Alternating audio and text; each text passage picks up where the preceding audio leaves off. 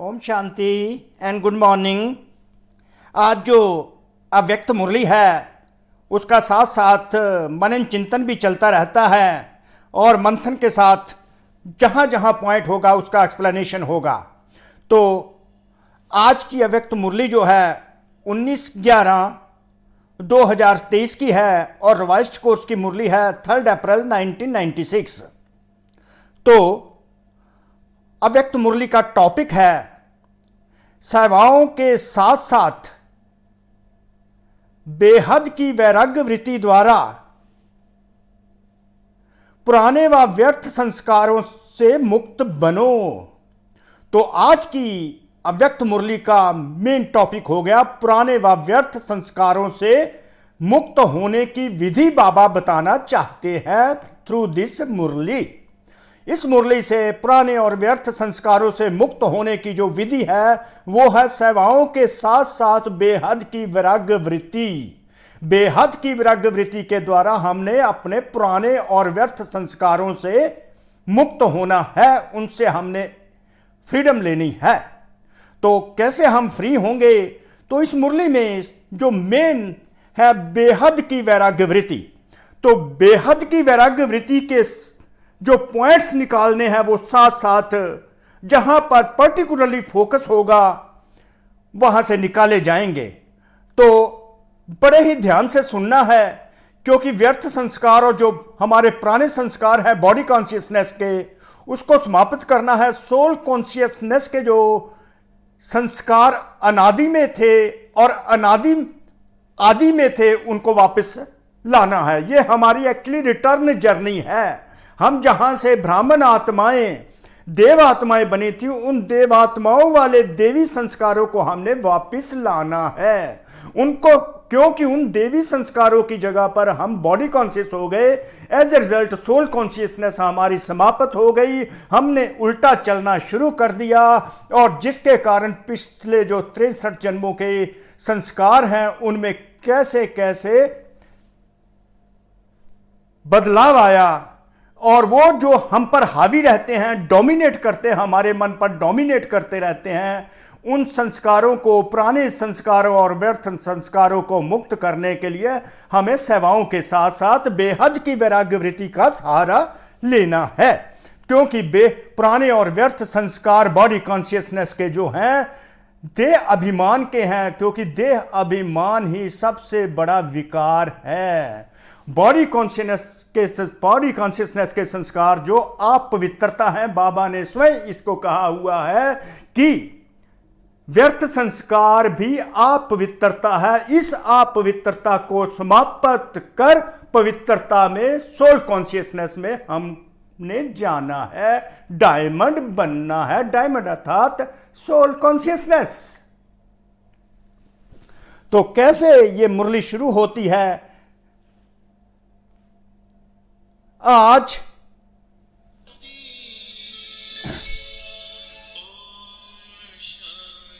बेहद का बाप अपने बेहद के सदा सहयोगी साथियों को देख रहे हैं, सदा सहयोगी साथियों को देख रहे हैं। बेहद का बाप और बेहद के सदा सहयोगी साथियों को देख रहे हैं। आप इसको विजुलाइजेशन करना शुरू कर दीजिए कि परम पिता परमात्मा भगवान सिंह अलॉन्ग विद ब्रह्मा बाबा, बाप दादा, हम बच्चों जिनको वो कहते हैं साथी, सदा के सहयोगी साथी हैं,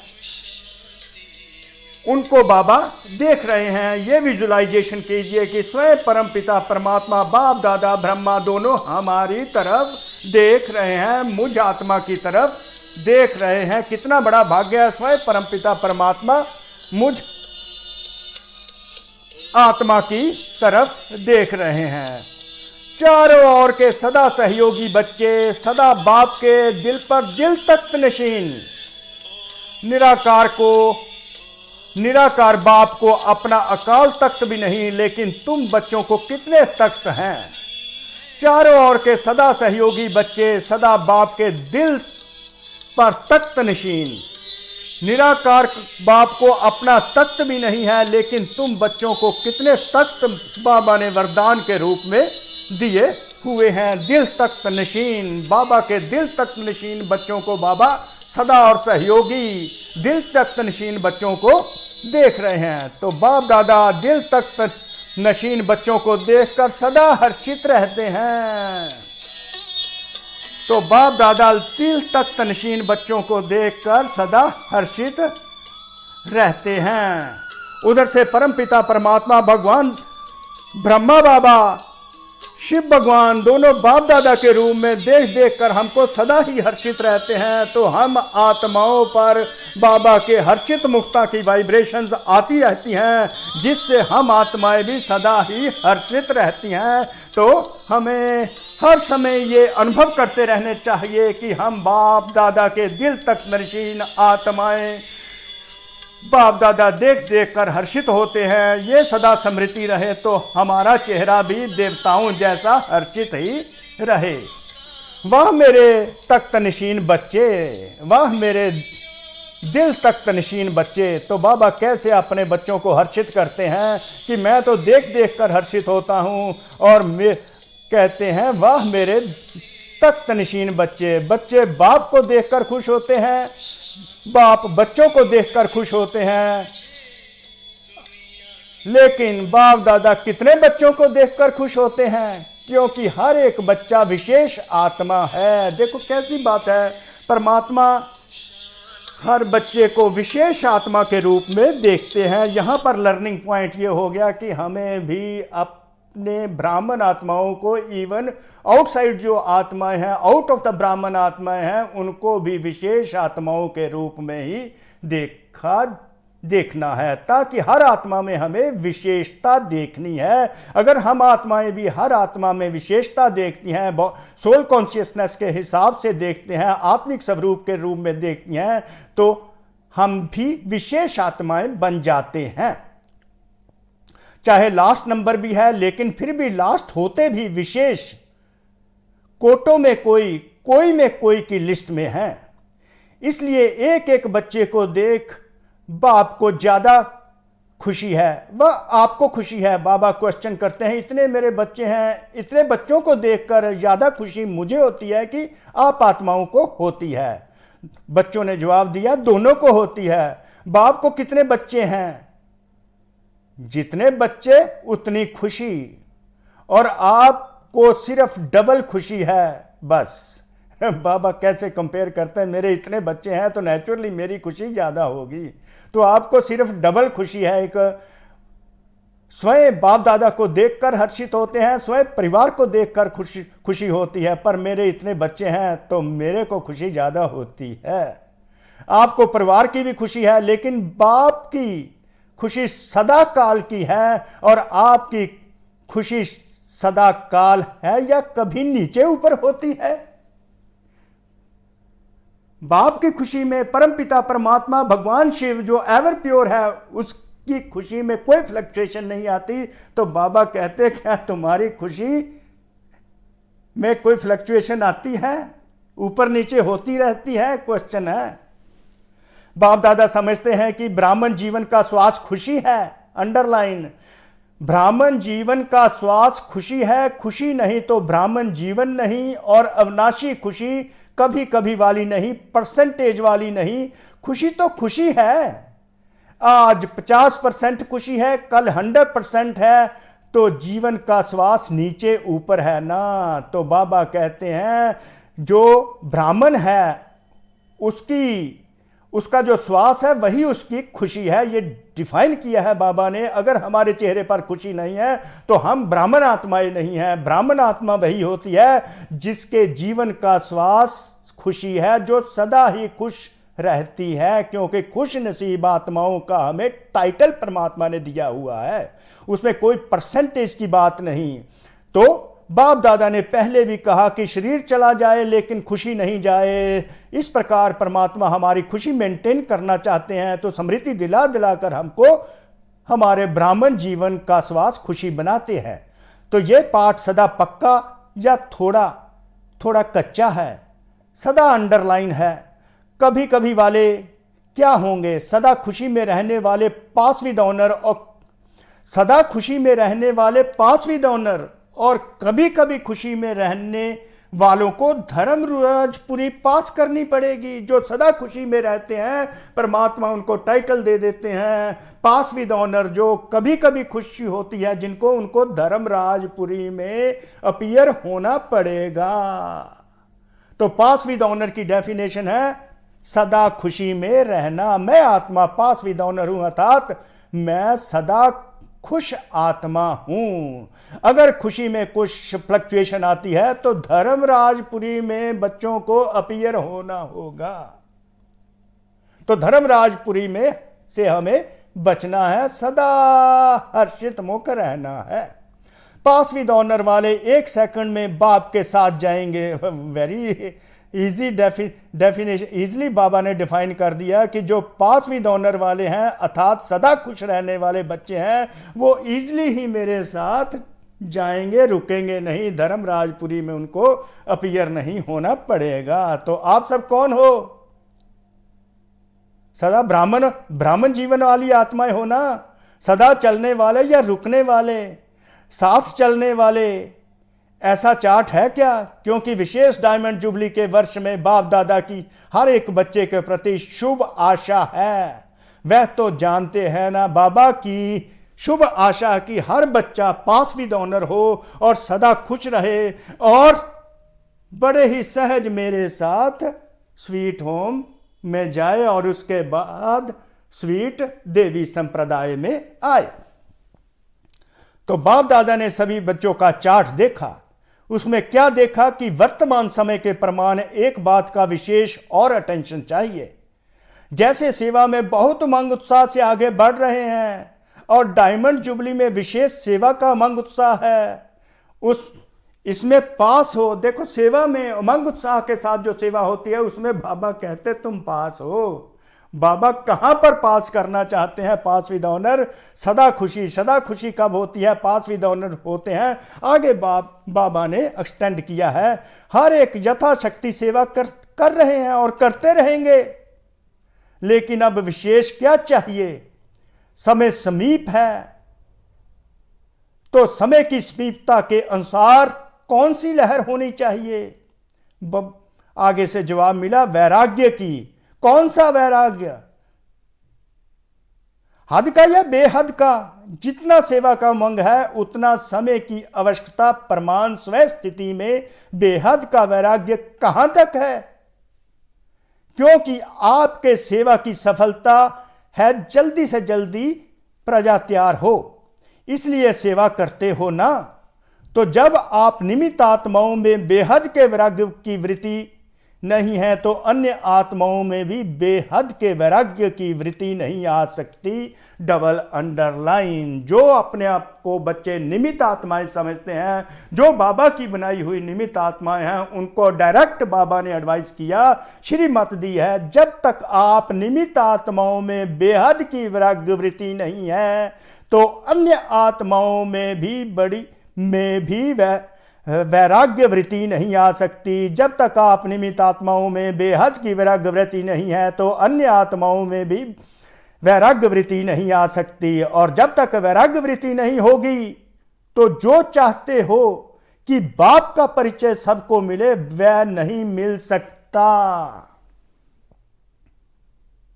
तो बेहद की वैराग्य वृत्ति की तरफ हम बच्चों ने भी ध्यान देना है। जब तक हमारी बेहद की वैराग्य वृत्ति नहीं होगी तो सेवाएं जो परिचय देने की हैं, बाप का परिचय देने की, बाप का संदेश देने की सेवाएं हैं, वो भी सफल नहीं होंगी। तो बेहद का वैराग्य सदा काल का वैराग्य है। बेहद का वैराग्य सदा काल का वैराग्य है। अगर समय प्रमाण व सर्कमस्टेंसेस प्रमाण वैराग्य आता है तो समय नंबर 1 हो गया और आप नंबर 2 हो गए। तो समय को हावी नहीं, समय तो हमारी रचना है, हम समय के रचयिता हैं। अगर समय प्रमाण कोई सर्कमस्टेंसेस प्रमाण वैराग्य आता है तो समय नंबर 1 हो गया और आप नंबर 2 हो गए। परिस्थिति या समय ने वैराग्य दिलाया, कोई ना कोई ऐसे परिस्थितियां हमारे समाज में आ जाती हैं तो वहां पर उस समय हमको वैराग्य आता है, तो समय ने हम पर हावी कर लिया और समय नंबर 1 बन गया, हम नंबर 2 हो गए, हम समय के प्रभाव में आ गए, तब हमको वैराग्य हुआ। परंतु बेहद का वैराग्य सदा काल का है। परिस्थिति व समय ने वैराग्य दिलाया, परिस्थिति खत्म, समय पास हो गया तो वैराग्य पास हो गया। जब परिस्थिति खत्म होती है तो वैराग्य भी समाप्त हो जाता है। तो उसको क्या कहेंगे, बेहद का वैराग्य कहेंगे या हद का? तो अभी बेहद का वैराग्य चाहिए। अगर वैराग्य खंडित हो जाता है तो उसका मुख्य कारण है देह भान, डबल अंडरलाइन। बॉडी कॉन्शियसनेस बेहद के वैराग्य को खंडित करता है। तो हमें स्पेशल अटेंशन देनी है कि हमें सोल कॉन्शियस, देही अभिमानी होकर रहना है, तभी बेहद का वैराग्य आ सकता है। अगर बेहद का वैराग्य नहीं है तो हमारी जो सेवा है वो भी खंडित है। तो देह भान जो मुख्य कारण है उसको हमने एलिमिनेट करना है और वैराग्य खंडित नहीं होने देना। जब तक देह भान का वैराग्य नहीं है तब तक कोई भी बात का वैराग्य सदा काल नहीं होता है और अरब काल का होता है। से वैराग्य, नंबर 1 पॉइंट आप नोट कीजिए, संबंध से वैराग्य, यह बड़ी बात नहीं है।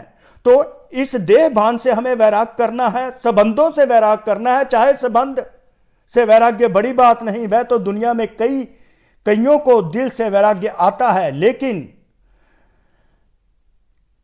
यहां देह भान के जो भिन्न भिन्न रूप हैं, बॉडी कॉन्शियसनेस के भिन्न भिन्न जो रूप हैं, उन भिन्न भिन्न रूपों को तो जानते हो ना। कितने देह भान के रूप हैं उसका विस्तार तो जानते हो ना। लेकिन इस अनेक देह भान के रूपों को जान बेहद के वैराग्य में रहना है।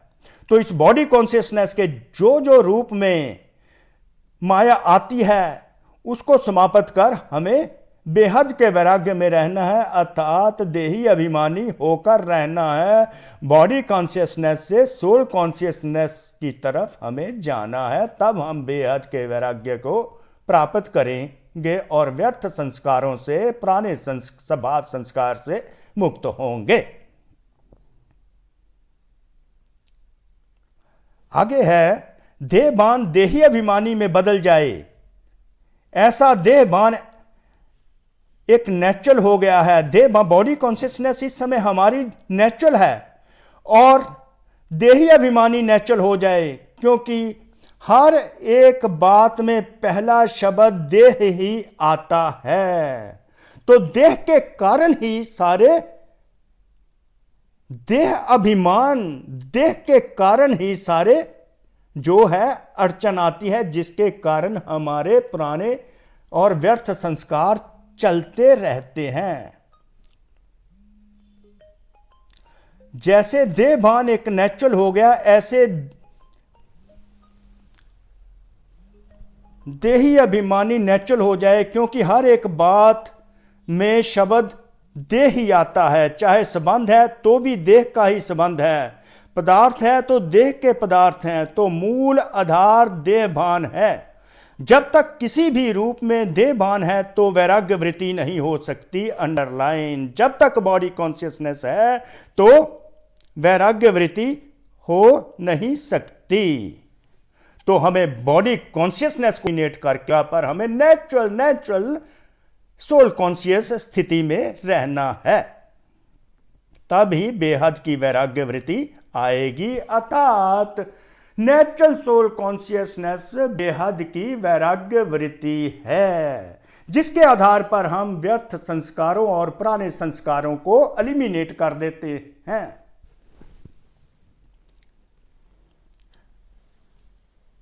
चाहे संबंध है तो भी देह का संबंध है, पदार्थ है तो देह के पदार्थ हैं, तो मूल आधार है देहभान। जब तक किसी भी रूप में देहभान है तो वैराग्य वृत्ति हो नहीं सकती। अंडरलाइन है। तो बाप दादा ने देखा कि वर्तमान समय जो देहभान का विघ्न है उसका कारण है कि देह के जो पुराने संस्कार हैं उससे वैराग्य नहीं है। तो बाबा ने नोटिस किया कि हमारे में जो पुराने संस्कार हैं उसका वैराग्य नहीं है। पहले देह के पुराने संस्कारों से वैराग्य चाहिए। संस्कार स्थिति से नीचे ले आते हैं। तो बाबा ने पुराने संस्कारों को अब पकड़ा है कि देह भान के कारण ही हमारे पुराने संस्कार हैं और वैराग्य नहीं होता। तो संस्कार स्थिति से नीचे ले आते हैं। संस्कार के कारण सेवा में व संबंध संपर्क में विघ्न पड़ते हैं। पुराने संस्कार जो हमारी सेवा में विघ्न डालते हैं, हमारे रिलेशंस में, हमारे कॉन्टेक्ट्स में विघ्न डालते हैं। तो रिजल्ट में देखा कि देह के पुराने संस्कार से जब तक वैराग्य नहीं आया तब तक बेहद का वैराग्य सदा नहीं रह सकता। जब तक पुराने संस्कारों से हमारा वैराग नहीं होता, पुराने संस्कारों को हम एलिमिनेट नहीं करते फॉर गुड, तब तक बेहद का वैराग्य सदा नहीं रहता। संस्कार भिन्न भिन्न रूप से अपने तरफ आकर्षित कर लेते हैं। तो जहां किसी भी तरफ आकर्षण है वहां वैराग्य हो नहीं सकता। तो किसी भी आकर्षण की तरफ नहीं जाना, किसी पुराने संस्कार के आकर्षण की तरफ नहीं जाना, किसी व्यक्ति, वस्तु, वैभव और किसी प्रकार के आज करके जो आकर्षण है उनके प्रभाव में नहीं आना। अगर हम प्रभाव में आ जाते हैं तो बेहद का वैराग्य आ नहीं सकता। तो चेक करो, मैं अपने पुराने व व्यर्थ संस्कार से मुक्त हूं। चेक करना है, चेकिंग है, क्या मैं अपने पुराने व व्यर्थ संस्कार से मुक्त हूं। कितनी भी कोशिश करेंगे, करते भी हैं कि वैराग्य वृत्ति में रहें, लेकिन संस्कार कोई कोई के पास या मेजॉरिटी के पास किस ना किस रूप में ऐसे प्रबल है जो अपनी तरफ खींचते रहते हैं। बाबा नोटिस करते हैं कि पुराने संस्कार मेरे बच्चों को खींचते रहते हैं, अर्थात अपवित्रता की ओर ले जाते हैं, पवित्रता की तरफ लेने जाने नहीं देते। तो पुराने संस्कारों को समाप्त करना है। तो पहले पुराने संस्कार से वैराग्य। संस्कार ना चाहते भी मर्ज हो जाते हैं। क्यों? चाहते नहीं, लेकिन सूक्ष्म में संस्कारों को भस्म नहीं किया है। जो सूक्ष्म में है संस्कारों को बाबा कहते भस्म नहीं किया, ये हमने नोट करना है। तो संस्कारों से जब वैराग्य होगा तो हम बेहद की वैराग्य वृत्ति को प्राप्त करेंगे। तो बाबा विधि बताते जा रहे हैं कि पुराने संस्कारों से हमें मुक्त होना है, तभी बेहद की वैराग्य वृत्ति आएगी, सोल कॉन्शियसनेस बनेंगे। कहां ना कहां अंश मात्र रहे हुए हैं, छिपे हुए हैं, वह सूक्ष्म संस्कार वह समय पर ना चाहते भी इमर्ज हो जाते हैं। फिर कहते हैं चाहते तो नहीं थे, लेकिन क्या करें, हो गया, हो जाता है। यह कौन बोलता है, देह भान या देही अभिमान। तो बाप दादा ने देखा कि संस्कारों से वैराग्य वृत्ति में कमजोरी है, खत्म किया है, लेकिन अंश भी नहीं हो ऐसा खत्म नहीं किया है। अंश मात्र भी बाबा पुराने संस्कारों को, पुराने स्वभाव को समाप्त करना चाहते हैं। कोई अंश नहीं रहना चाहिए। अगर अंश रह जाता है तो बेहद का वैराग नहीं होता। आज अंश है, कल समय प्रमाण वंश का रूप ले लेता है, परवश कर देता है। कहने में तो सभी क्या कहते हैं कि जैसे बाप नॉलेजफुल है वैसे हम भी नॉलेजफुल हैं। लेकिन जब संस्कार का वार होता है तो नॉलेजफुल है या नॉलेजफुल है? क्या है? नॉलेजफुल के बजाय नॉलेजफुल बन जाते हैं। उस समय किसी से पूछो तो कहेंगे हाँ समझते तो मैं हूं, समझता तो मैं हूं। होना नहीं चाहिए, करना नहीं चाहिए, लेकिन हो जाता है। तो नॉलेजफुल हुए या नॉलेजफुल? पुल मीन खींचना। नॉलेजफुल अर्थात नॉलेज को खींचने वाले। जो नॉलेजफुल है उसे कोई भी संस्कार संबंध पदार्थ वार नहीं कर सकते। जो नॉलेजफुल हैं उनको कोई भी संस्कार वार नहीं कर सकता, कोई भी रिलेशन संबंध संपर्क वार नहीं कर सकता, कोई पदार्थ अपनी तरफ नहीं खींच सकता।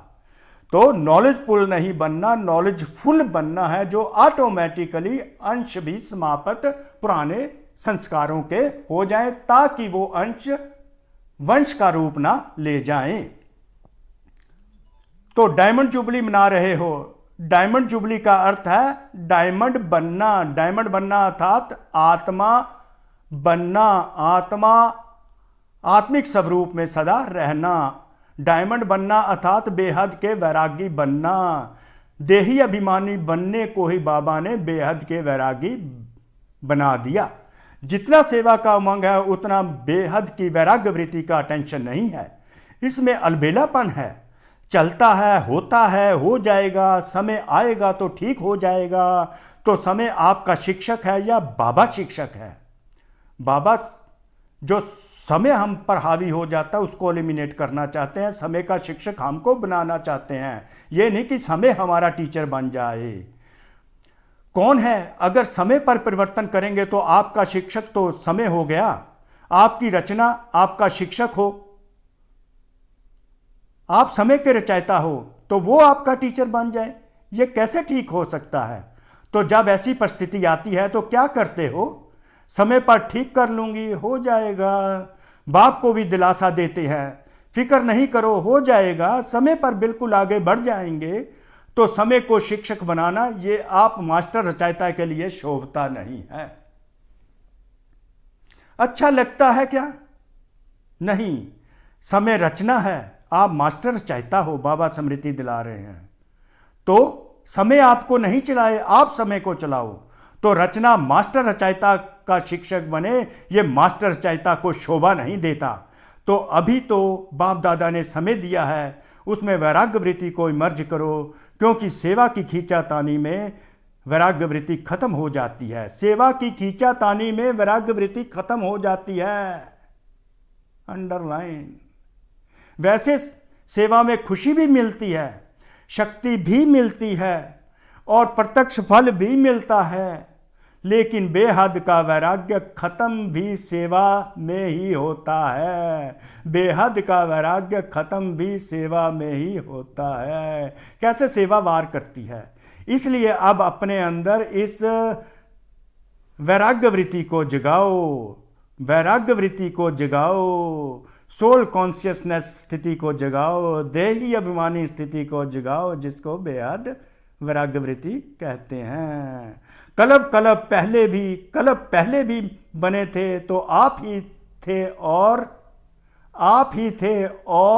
कि कोई और था?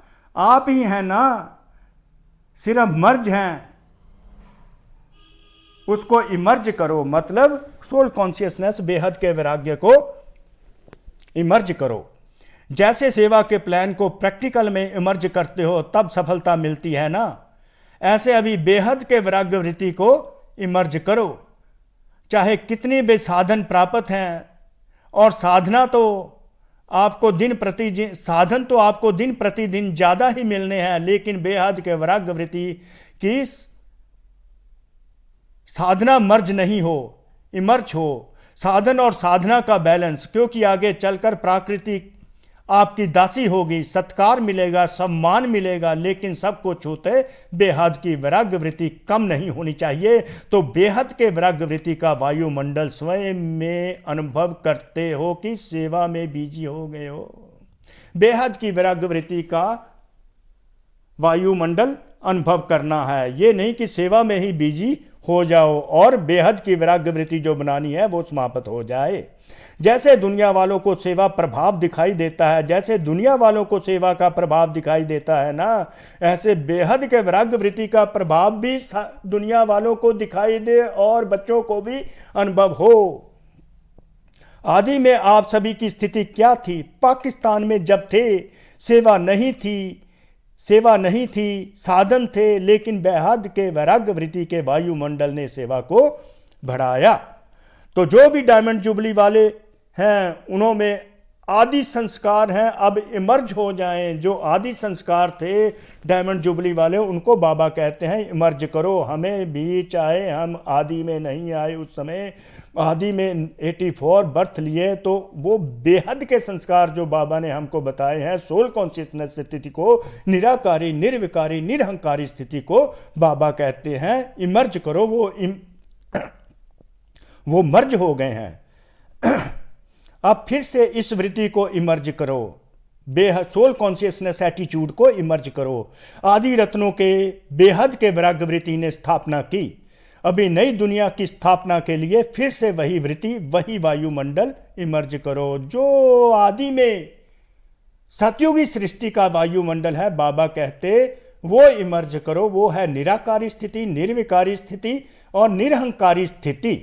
तो सुना क्या जरूरत है, साधन ही नहीं और कहो हमको तो वैराग्य है, तो कौन मानेगा। साधन हो और वैराग्य हो, साधन सामने खड़े हैं तो तब वैराग आए, तो वैराग्य का टेस्ट तभी है।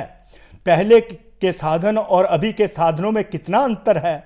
साधना छिप गई है और साधन प्रत्यक्ष हो गए हैं।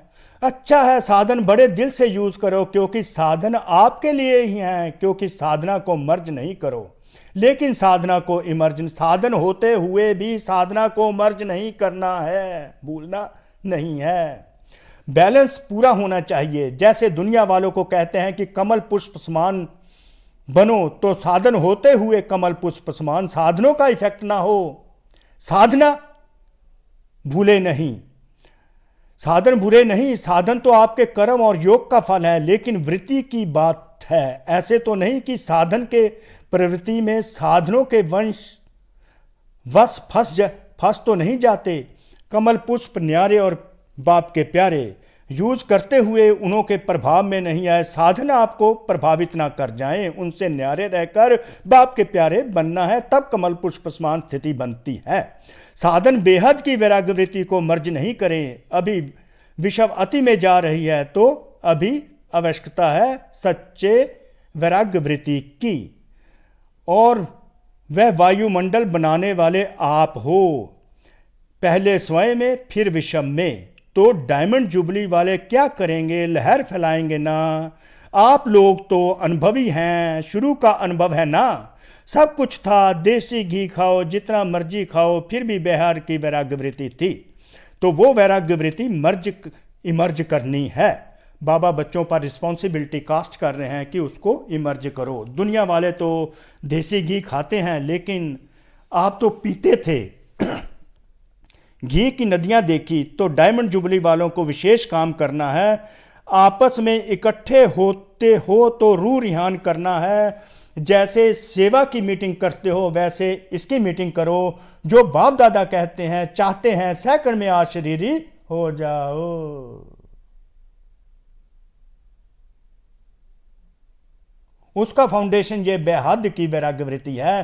तो आशरीरी बनने का साधन भी बाबा ने विधि बता दी। बेहद की वैराग्य वृत्ति फाउंडेशन है आशरीरी बनने का। नहीं तो कितनी भी कोशिश करेंगे, लेकिन सेकंड में नहीं हो सकेंगे, युद्ध में ही चले जाएंगे। और जहां वैराग्य है, तो ये वैराग्य है योग्य धरनी, उसमें भी जो डालो उसका फल फौरन निकलता है। तो क्या करना है, सभी को फील हो कि बस हमको भी वैराग्य वृत्ति में जाना है। अच्छा समझा क्या करना है, सहज है या मुश्किल है। थोड़ा थोड़ा आकर्षण तो होगी या नहीं। साधन अपने तरफ नहीं खींचेंगे क्या। अभी अभ्यास चाहिए, जब चाहे, जहां चाहे, जैसा चाहे वहां स्थिति को सेकंड में सेट कर सकें। साधन ना खींचें। सेवा में आना है तो सेवा में आए, सेवा से न्यारे हो जाना है तो न्यारे हो जाएं। ऐसा नहीं सेवा हमको खींचे, सेवा के बिना रह नहीं सकें। जब चाहें, जैसे चाहें, विल पावर चाहिए। अब विल पावर को बाबा बहुत ही ब्यूटीफुली डिफाइन करते हैं। विल पावर है क्या, स्टॉप तो स्टॉप हो जाए, ऐसे नहीं लगाओ स्टॉप और हो जाए question mark, full stop. Stop भी नहीं, फुल स्टॉप। जो चाहे वह प्रैक्टिकल में कर सकें। चाहते हैं लेकिन होना मुश्किल है, तो इसको क्या कहेंगे, विल पावर है कि पावर है। संकल्प किया, व्यर्थ समाप्त, तो सेकंड में समाप्त हो जाए, इसको विल पावर कहते हैं। सोचा और हो जाए, इसको विल पावर कहते हैं।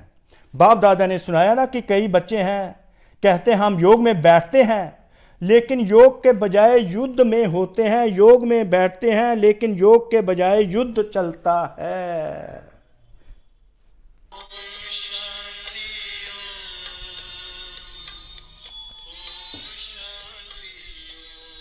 बाप दादा ने सुनाया कि कई बच्चे कहते हैं हम योग में बैठते हैं, लेकिन योग के बजाय युद्ध में होते हैं। योगी नहीं होते, योद्धे होते हैं। और युद्ध करने के अगर संस्कार बहुत काल के रहे तो क्या बनेंगे, सूर्यवंशी व चंद्रवंशी।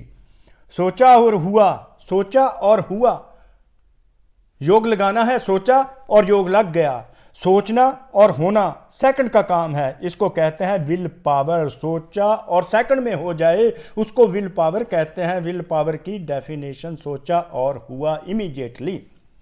विल पावर है कि प्लान बहुत अच्छे बनाते हैं लेकिन प्लान बनते हैं 10 और प्रैक्टिकल में होते हैं 5। ऐसे तो नहीं होता, सोचते बहुत अच्छा है, यह करेंगे, यह होगा, लेकिन प्रैक्टिकल में अंतर पड़ जाता है।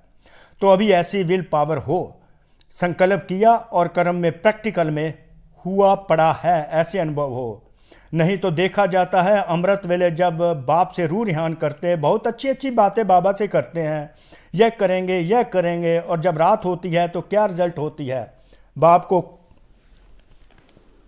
खुश करते हैं, बातें इतनी इतनी मीठी करते हैं, इतनी अच्छी अच्छी करते हैं, बाप भी खुश हो जाता है, वाह मेरे बच्चे वाह। कहते हैं बाबा बस आपने जो कहा ना होना ही है, हुआ पड़ा है। बहुत अच्छी अच्छी बातें करते हैं। कई तो बाप को इतना दिलासा देते हैं कि बाबा हम नहीं होंगे तो कौन होगा, बाबा कल्प कल्प हम ही तो थे। खुश हो जाते हैं। तो बाबा इस प्रकार बच्चों को बेहद का वैराग्य दिलाते हैं और स्मृतियां दिलाकर पुराने संस्कारों और पुराने व्यर्थ के जो संस्कार चलते रहते हैं उनको समाप्त करते हैं बेहद की वैराग्य वृत्ति से। तो अब लाड प्यार जो बच्चों को जो ब्लेसिंग्स देते हैं वो कहते हैं याद प्यार देने लगे हैं। चारों ओर के तख्त नशीन श्रेष्ठ भाग्यवान आत्माएं, सदा बेहद के वैराग्य वृत्ति से वायुमंडल बनाने वाले विशेष आत्माएं, सदा अपने श्रेष्ठ विशेषताओं को कार्य में लगाने वाली विशेष आत्माएं, सदा एक बाप के साथ और श्रीमत के हाथ को अनुभव करने वाली समीप आत्माओं को बाप दादा का याद प्यार और नमस्ते। कैसे बाबा याद प्यार और नमस्ते करते हैं? जब स्वयं परमात्मा याद प्यार और नमस्ते करते हैं तो हम और आत्माओं से ये क्यों उम्मीद करें कि हमारा सम्मान करें? हम पहले ही सम्मानित आत्मा हैं क्योंकि स्वयं भगवान हमारा सम्मान करते हैं। तो सम्मानित आत्माएं कभी किसी से मांगेंगी नहीं, देती रहेंगी, बाप से सम्मान लेकर आगे बांटती रहेंगी। तो वरदान है एक व्रता के राज को जान, एक व्रता के सीक्रेट को जान, वरदाता को राजी करने वाले सर्व सिद्धि स्वरूप भव। तो वरदान मिल गया सर्व सिद्धि स्वरूप भव का वरदान। तो सर्व सिद्धियां कैसे प्राप्त होती हैं? अगर ओनली एक के ही फेथफुल रहें, एक व्रता ही होकर रहें, स्वयं भगवान शिव बाप दादा के हम एक व्रता होकर रहें, उनको ही फॉलो करें। मेरा तो एक शिव बाबा, इस राज को जान जाते हैं तो वरदाता भगवान द्वारा हमें बहुत ही वरदान मिलते रहते हैं। उनको राजी करना है बाबा को एक व्रता होकर, तो हमारी सर्व सिद्धियां हमको प्राप्त हो जाती हैं। जो हम चाहते हैं वो हमको प्राप्त होता जाता है। वरदाता बाप के पास आप विधि बाबा बताने लगे हैं जिसके आधार पर हम सिद्धि स्वरूप बन जाते हैं। वरदाता बाप के पास अखुट वरदान है, जो जितना लेना चाहे खुला भंडार है। ऐसे खुले भंडार से कई बच्चे संपन्न बनते हैं और कोई बच्चे यथाशक्ति संपन्न बनते हैं, संपन्न भरपूर। सबसे ज़्यादा झोली भर देने से भोलानाथ वरदाता रूप ही है। सबसे ज़्यादा जो झोली भरता है, हमारी बुद्धि रूपी झोली को भर देने वाला है ज्ञान रत्नों से, वो भोलानाथ वरदाता बाप ही है। सिर्फ उसको राजी करने की विधि को जान लो तो सर्व सिद्धियां प्राप्त हो जाएंगी। वरदाता को एक शब्द सबसे प्रिय लगता है, तो बाबा को कैसे सेटिस्फाई राजी करेंगे, कैसे खुश करेंगे कि वो एक व्रता जो वर्ल्ड है बाबा बहुत लाइक करते हैं, उनको ये बहुत प्रिय है। वरदाता को एक शब्द सबसे प्रिय लगता है, एक व्रता, being faithful to the one, being faithful to the one, एक व्रता। संकल्प स्वप्न में भी दूजा व्रत ना हो और कोई भी संकल्प में भी ना आए, सोच में भी ना आए, बोल में भी ना आए, बस मेरा तो एक शिव बाबा, दूसरा ना कोई, उसकी ही श्रीमत पर हम चलते रहें। एक की श्रीमत पर चलना एक व्रता, committed to the one only, faithful to the one only. स्वप्न में भी दूजा ना आए, संकल्प में भी दूजा ना आए, दूजा वृत्ति ना हो, वृत्ति में रहे, एटीट्यूड में रहे, सोच में रहे, विजन में रहे, मेरा तो एक शिव बाबा, दूसरा ना कोई। जिसने इस राज को जाना उसकी झोली वरदानों से भरी हो रहती है। मेरा तो एक शिव बाबा, एक व्रता की झोली वरदानों से भरी रहती है, तो सिद्धि स्वरूप आत्मा बन जाती है। तो मेरा तो एक शिव बाबा, इस राज को जान लो तो सभी सिद्धियां प्राप्त हो जाएंगी, वरदानों से झोली हर समय भरी रहेगी, संपन्न बनते रहेंगे, रिचेस्ट इन द वर्ल्ड बनते रहेंगे। तो स्लोगन है, मनसा और वाचा दोनों सेवाएं साथ साथ करो तो डबल फल प्राप्त हो जाएगा। मनसा और वाचा दोनों सेवाएं साथ साथ करो तो डबल फल प्राप्त हो जाएगा। तो ये बाबा की मुरली है, जिसमें बाबा ने हमको बॉडी कॉन्शियसनेस से सोल कॉन्शियसनेस की बेहद की वैराग्य वृत्ति को जाने के लिए, बेहद की वैराग्य वृत्ति को, सोल कॉन्शियसनेस अर्थात पुराने संस्कार स्वभावों को एलिमिनेट, समाप्त करने के लिए बेहद की वैराग्य वृत्ति का हमको सहारा दिया।